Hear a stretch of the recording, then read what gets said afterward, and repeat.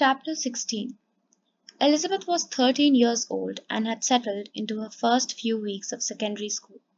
This meant she had to travel farther out of town to go to school, so she was up and out earlier than everyone else in the morning, and because classes finished later, she returned home in the dark in the evening.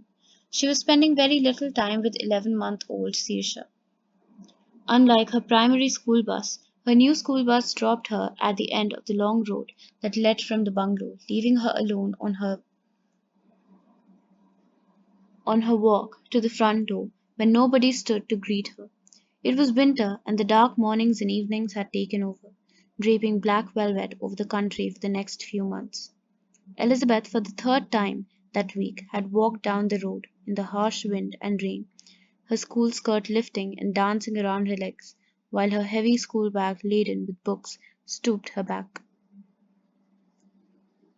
Now she sat by the fire in her pajamas, trying to warm her body, with one eye on her homework, the other eye on Saoirse, who was crawling along the floor, putting everything she could lay her chubby hands on in her drooling mouth. Her father was in the kitchen, heating up his homemade vegetable stew again. It was what they ate every day: porridge for breakfast, stew for dinner. Occasionally they would have a thick piece of beef or some fresh fish for her father had caught that day. Elizabeth loved those days. Saoirse gurgled and dribbled to herself, waving her hands around and watching Elizabeth, happy to see her big sister home. Elizabeth smiled at her and made encouraging noises before turning back to her homework. Using the couch as security, Saoirse pulled herself up onto her feet, as she had been doing for the past few weeks. She slowly stepped sideways, going back and forth, before turning around to Elizabeth. "Come on, Saoirse, you can do it." Elizabeth put down her pencil and fixed her attention on her little sister. Every day now, Saoirse had attempted the walk across the room to her sister, but had ended on her padded behind. Elizabeth was determined to be there when she finally made that leap. She wanted to make a song and dance about it like her mother would if she was still here. Saoirse blew air out of her mouth, bubbles forming on her lips, and spoke in her own mysterious language. "Yes," Elizabeth nodded. "Come to Elizabeth." She held her hands out. Slowly Saoirse let go, and with a determined look on her face, she began to take those steps. Farther and farther she walked, while Elizabeth held her breath, trying not to shout in excitement for fear of throwing her off. Saoirse held Elizabeth's stare all the way. Elizabeth would never forget that look in her baby sister's eyes, such determination. Finally she reached Elizabeth, and she took her in her arms and danced her around, smothering her in kisses, while Saoirse giggled and blew more bubbles. "Dad, Dad!" Elizabeth called out. "What?" he shouted crankily. "Come here quick!" Elizabeth called, helping Saoirse applaud herself. Brendan appeared at the door, concern written across his face. "Saoirse walked, Dad!" "Look, do it again, Saoirse. Walk for Daddy." She placed her sister on the floor and encouraged her to do it again. Brendan huffed. "Jesus! I thought it was something important. I thought there was something wrong with you. Don't be bothering me like that." He turned his back and returned to the kitchen. When Saoirse looked up in her second attempt to show her family how clever she was, and saw that her daddy was gone, her face fell, and so did she, landing on her bum again. Elizabeth had been at work the day Luke learned to walk. Edith had called her in the middle of a meeting, and she couldn't talk, so had heard about it when she got home. Thinking about it now, she realized she had reacted very similarly to her dad, and once again she hated herself for it. As an adult, she could now understand her father's reaction. It wasn't that he wasn't proud or that he didn't care. It was just that he cared too much. First they walk, then they fly away. The encouraging thought was, if Elizabeth had managed to help her sister to walk once, surely she could help her back on her feet a second time. Elizabeth awoke with a jump, feeling cold and frozen in fear after her nightmare. Her eyes darted around the room. The moon had finished its shift on her side of the world and had moved on, making way for the sun. The silver blue light across her bedclothes had been replaced by a yellow trail. It was 4:35, and Elizabeth immediately felt awake. She propped herself up on her elbows. Her duvet lay half on the floor, the other half caught up in her legs. She'd had a fitful sleep in which dreams began and were unfinished before she jumped into new ones, overlapping into each other to create a bizarre blur of faces, places, and random words. She felt exhausted. As she looked around the room, irritation seeped into her body. Although she had cleaned the house from top to bottom till it glistened 2 days ago, she had the urge to do it all over again. Items were out of place and kept catching the corner of her eye. She rubbed her nose, which was beginning to itch out of frustration, and she threw the bedclothes off her. Immediately she began tidying. She had a lot of 12 pillows to display on her bed, 6 rows of two, consisting of regular pillows, oblong shaped and circular at the front. All had different textures, ranging from rabbit fur to suede, and were various shades of cream, beige, and coffee. Once satisfied with the bed, she ensured that her clothes were hanging in the correct order, from dark colors on the left to bright on the right, although she had very little color in her wardrobe. Wearing the slightest bit of color, Elizabeth always felt as though she were walking down the street in flashing neon. She vacuumed the floor, dusted and polished the mirrors, and straightened the 3 small hand towels in the bathroom, taking a few minutes to perfectly align the stripes. The taps glistened, and she kept on scrubbing furiously until she could see the reflection in the tiles. By 6:30 she had completed the living room and kitchen, and feeling less restless, she sat outside in the garden with a cup of coffee, while looking over her designs in preparation for that morning's meeting. She had gotten a total of 3 hours sleep that night. Benjamin West rolled his eyes and ground his teeth together in frustration while his boss paced the floor of the on-site cabin and ranted in his thick New York accent. "You see, Benji, I'm just—" "Benjamin," he interrupted. "Sick and tired," he continued, not acknowledging him, "of hearing all the same shit from everyone. All these designers are the same. They want contemporary this, minimalist that. Well, Art Deco my balls, Benji. It's I mean, how many of these companies have we met with over here so far?" He stopped pacing and looked at Benjamin. Benjamin flicked through his diary. 8, not including the woman who had to leave early on Friday. Elizabeth. "It doesn't matter," he said, cutting him off.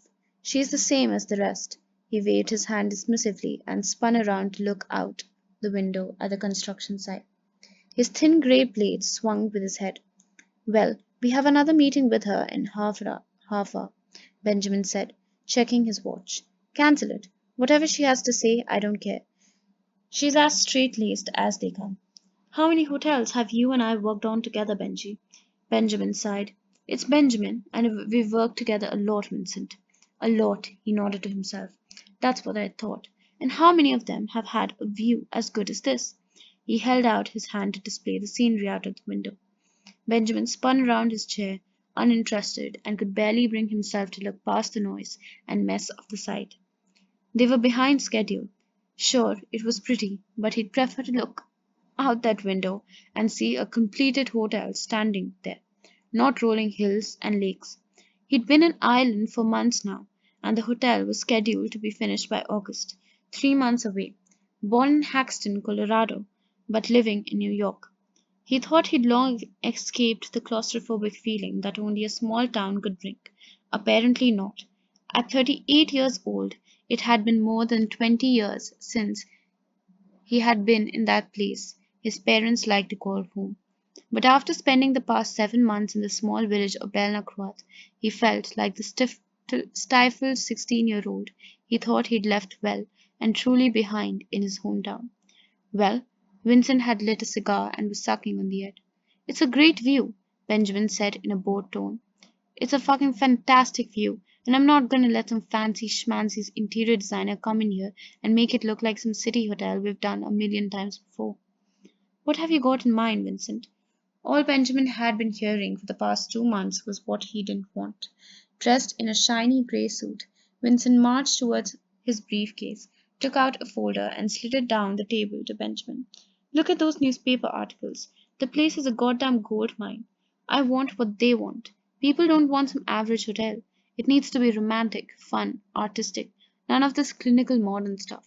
If the next person walks in here with the same shitty ideas, I'll design the damn thing myself. He turned to the window with a red face and puffed on his cigar.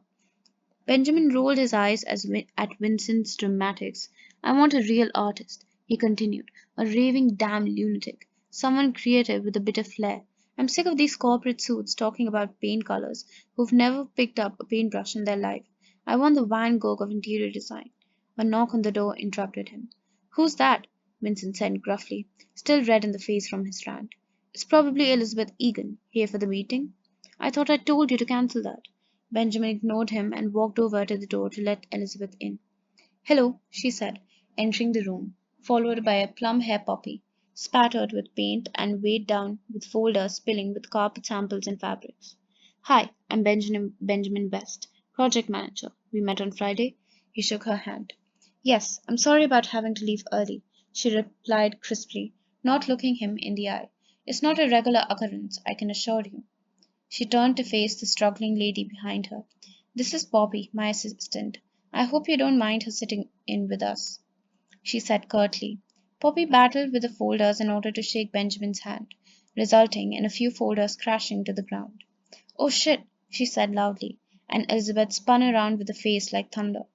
Benjamin laughed. "That's okay. Let me help you." "Mr. Taylor," Elizabeth said loudly, walking across the room with an extended hand. "Good to meet you again. Sorry about the last meeting." Vincent turned from the window, looked her black suit up and down, and puffed on his cigar. He didn't shake her hand, instead turned to face out the window again. Benjamin helped Poppy carry the folders to the table and spoke to clear the awkwardness from the room. "Why don't we all take a seat?" Elizabeth flushed in the face, slowly lowered her hand and turned to face the table. Her voice went up an octave. "Evan." Poppy's face crumpled into a frown and she looked around the room. "It's okay," Benjamin said to her. "People get my name wrong all the time. The name's Benjamin. Miss Egan." "Oh, not you," Elizabeth laughed. "I'm talking about the man in the chair beside you." She walked toward the table. "What are you doing here? I didn't know you were involved in the hotel. I thought you worked with children."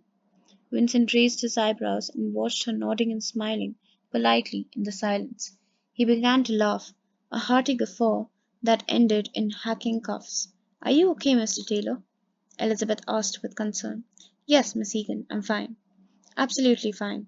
It's a pleasure to meet you." He held out his hand. While Poppy and Elizabeth went about arranging their files, Vincent spoke under his breath to Benjamin. "This one might just be the type to cut her ear off after all." The door to the cabin opened, and in walked the receptionist with a tray of coffee cups. "Well, it was lovely to meet you again. Bye, Evan," Elizabeth called out as the door closed behind the woman. "Gone now, is he?" Poppy asked dryly. "Don't worry," Benjamin laughed under his breath to Poppy while watching Elizabeth in admiration. "She's fitting the profile perfectly. You guys were listening outside the door, right?" He smiled at Poppy. Poppy looked at him, confused. "Don't worry. You're not going to get into trouble or anything." He laughed. But you heard us talking, right?" Poppy thought for a while, then nodded her head slowly up and down, still looking rather confused.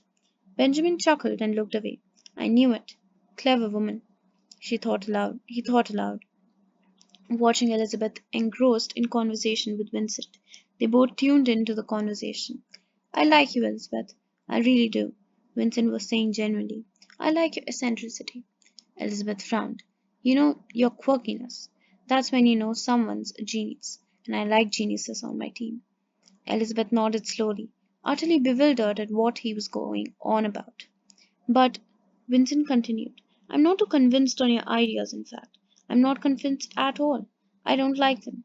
There was silence. Elizabeth moved uncomfortably in her seat. "Okay," she tried to remain businesslike. "What is it exactly that you have in mind?" "Love." "Love," Elizabeth repeated dully. "Yes, love." He leaned back in the chair, fingers interlocked across his stomach. "You have love in mind," Elizabeth said stonily, looking at Benjamin for assurance. Benjamin rolled his eyes and shrugged. "Hey, I don't give a shit about love," Vincent said as a way of explanation. "I've been married 25 years. It's the Irish public that wants it." Where is that thing? He looked around the table, then slid the folder of newspaper articles toward Elizabeth. After a moment of flicking through the pages, Elizabeth spoke. In her voice, Benjamin sensed disappointment.